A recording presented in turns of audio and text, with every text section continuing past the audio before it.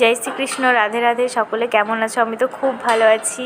আর ভালো থাকার সবথেকে বড় কারণ হচ্ছে মথুরা, মানে ভগবানের জন্মস্থান যেখানে, সেখানে আছি। মথুরাতে সকালবেলা ওয়েদারটা খুব সুন্দর ছিল। সকালে উঠে আমরা একটু আশেপাশে ঘুরে চা খেয়ে তারপর রেডি হয়ে হোটেল থেকে একদম বেরিয়ে পড়ি ঘোরার জন্য। আগের ব্লগে আমি শেয়ার করেছি মথুরাতে এসে গেছি। আজকে আমরা এখন যাচ্ছি গোকুল।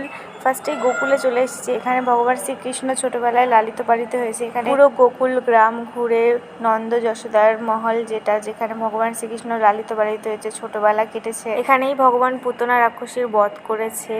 এগুলো সবই ছিল এখানে। সুন্দর ভগবানের মূর্তি ছিল রাখা। তারপরে আমরা বলরামের বাড়িও দেখি এখানে। তো এই ছোট্ট গোকুল গ্রামের সব কিছু আমরা ঘুরে টুরে তারপর সকালে যেহেতু ব্রেকফাস্ট করি, তাই এখানে লুচি তরকারি খেয়ে তারপর আবারও বেরিয়ে পড়ি।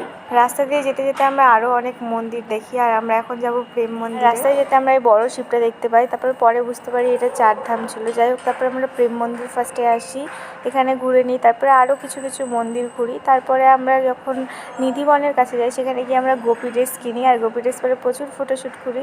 তারপরে আবার আসার সময় 4 ধাম দেখে আমরা আসছিলাম গোবর্ধন পর্বত দেখতে।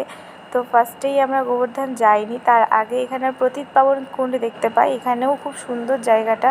তো ফাইনালি আমরা গোবর্ধন পর্বত চলে আসি। এখানে যে গোবর্ধন পর্বত ভগবান শ্রীকৃষ্ণ হাতে তুলে নিয়েছিল, সেই গোবর্ধন পর্বত পুরো আছে। অনেক বড় এরিয়া। এখানে জাস্ট ছোট জায়গাটা দেখা যাচ্ছে, কিন্তু এটা অনেকটাই বড়। এখানে প্রচুর বাদর ছিল। একটা লোকে বাদরগুলোকে সুন্দর সুন্দর ড্রেস পরে ঘোরাচ্ছিল। এরা হ্যান্ডশেক করে, কি কিউট ছিল বাদরগুলো। তারপরে আমরা একদম চলে আসি স্টেশনে।